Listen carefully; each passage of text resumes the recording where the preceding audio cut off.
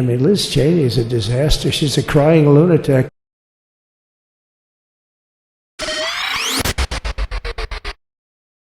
So Trump is back, but before Biden left, he issued pardons for a number of people, including his family. The White House announced unprecedented preemptive pardons for Biden's siblings, including brothers James and Francis, sister Valerie, and their spouses, who have all denied allegations that they used the Biden name to enrich themselves. Y'all, can we just use common sense here? That the Bidens likely used their name to enrich themselves. Yes, of course, at least Hunter Biden did. I mean, here you have this completely unqualified person getting paid millions of dollars by foreign companies. And it's just a coincidence that his father's vice president of the United States of America? Come on. So, does that prove Biden did something wrong? No, it doesn't.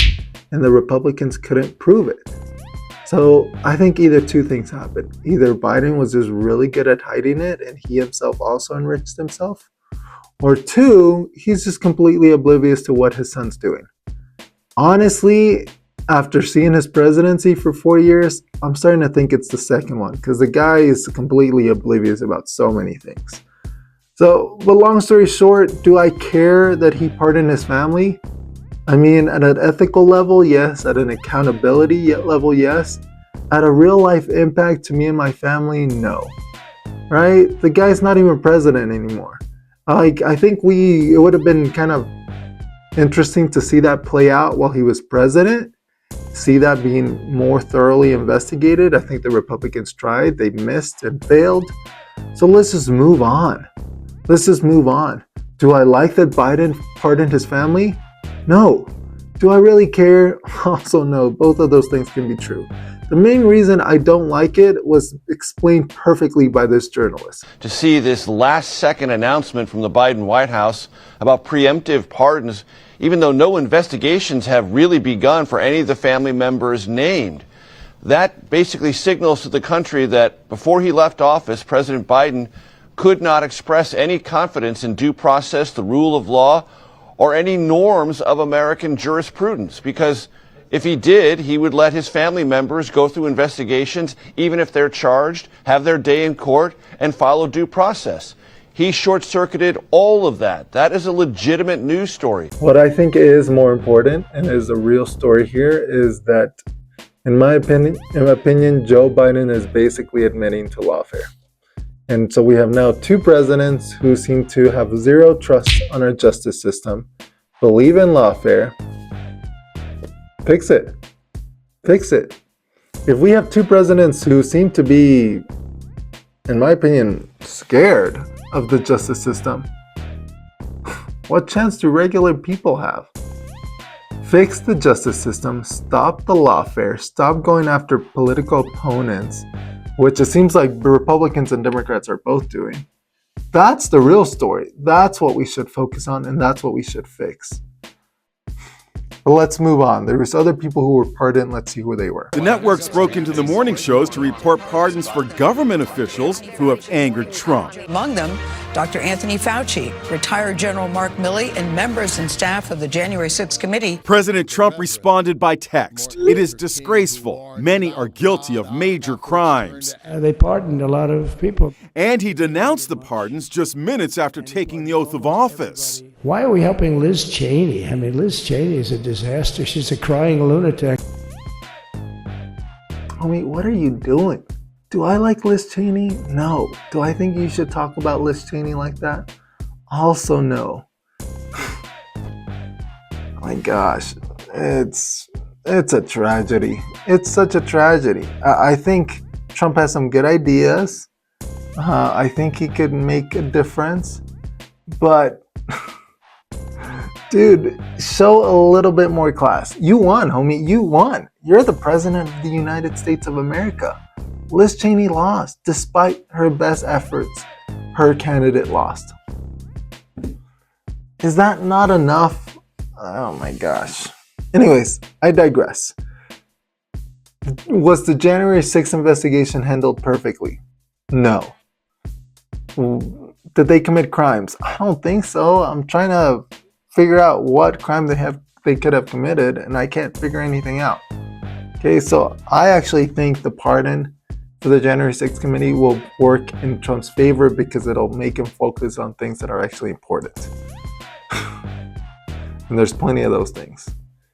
In regards to Fauci and Milley, y'all, I'm not saying people deserve to be in jail, all right?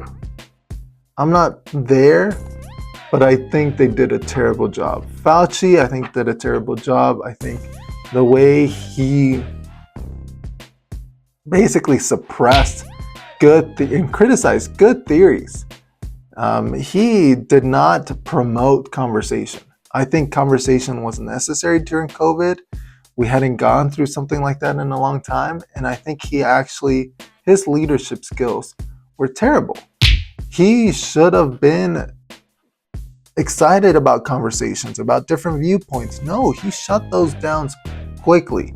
And I think people paid the price. We paid the price with lives and with the long-term impact of our COVID restrictions.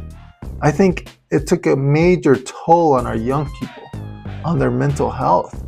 And I think Fauci should answer to those. Really, whether he committed a crime or not, I do think he lied to Congress. If not lie, his hyper-intellectual definition of gain of function, I personally think there's an argument to be made that he lied. So, anyways, whether he meant to or not, whether he's a bad person or not, I don't really care. I do think accountability is necessary for a properly functioning government.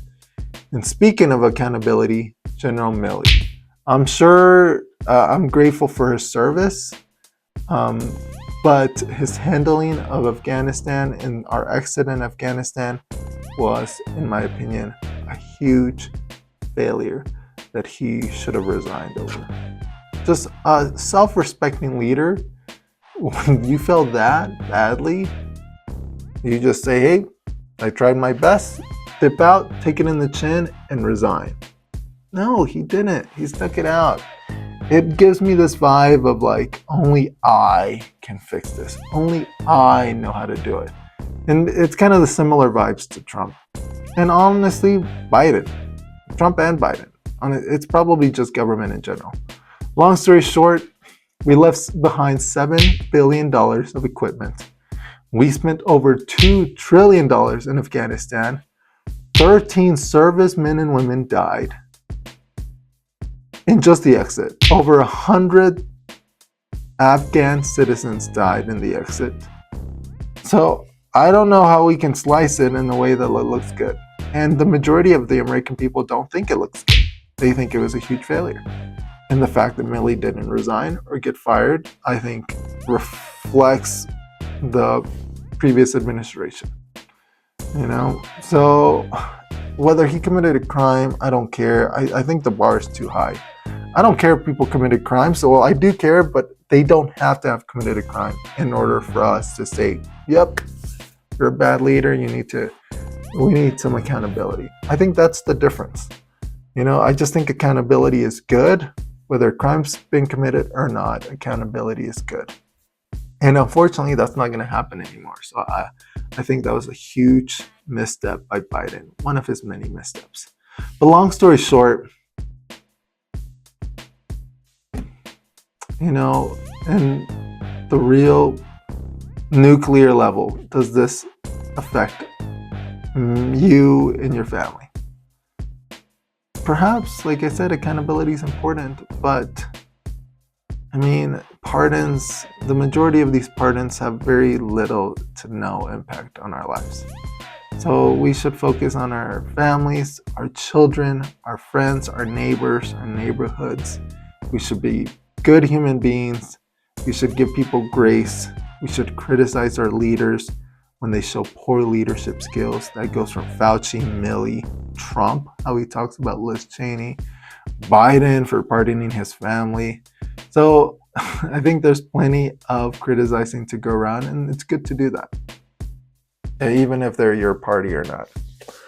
But I'm hopeful for the future. I think, like I said, these things are peripheral, and what we need to focus on is our kids and our families.